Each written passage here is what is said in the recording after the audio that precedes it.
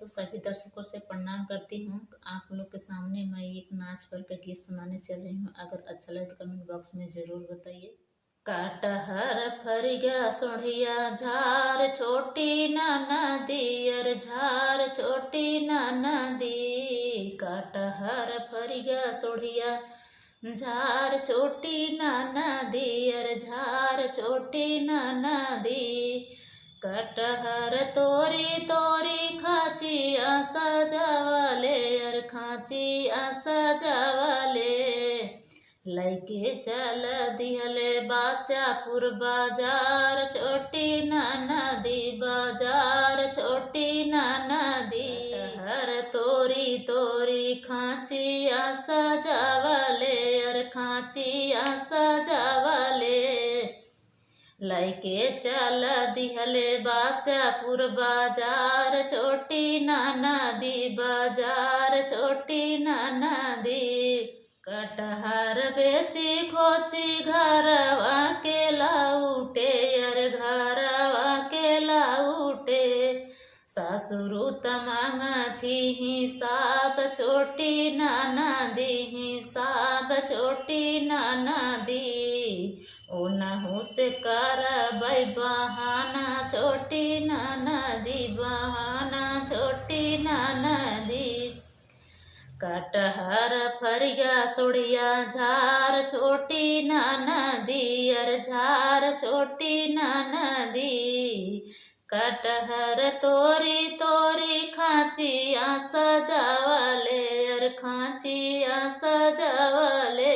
लैके चल दिहले फूलपुर बाजार छोटी नाना दी बाजार छोटी नाना दी।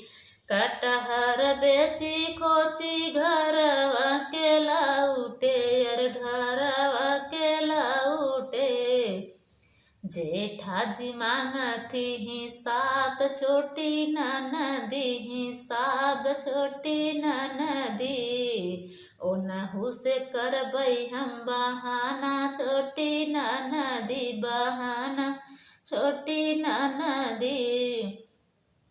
कटहर फरिया सोढ़िया झार छोटी नाना दी अर झार छोटी नाना दी। कटहर तोरी तोरी खाचिया सजावले अर खाचिया सजावले। लैके चल दिहले जौनपुर बाजार छोटी नाना दी बाजार छोटी नाना दी। लैके चल दिहले जौनपुर बाजार छोटी नाना दी बाजार छोटी नाना दी। कटहर बेची खोची घरवा के लाउटे अर घरवा के लाउटे। देवरु तमांगथी हिसाब छोटी नाना दी हिसाब छोटी नाना दी। ओनहु से करब हम बहाना छोटी नाना दी बहाना छोटी नाना दी। देवरु से करब हम बहाना छोटी नाना दी। कटहर फरिया सोढ़िया झार छोटी नाना दी अर झार छोटी नाना दी। कटहर तोरी तोरी खाचिया सजावले अर खाचिया सजावले। लैके चल दिहले पुरौपुर बाजार छोटी नाना दी बाजार छोटी नाना दी। कटहर बेची खोची घरवा के लाउटे अर घरवा के लाउटे।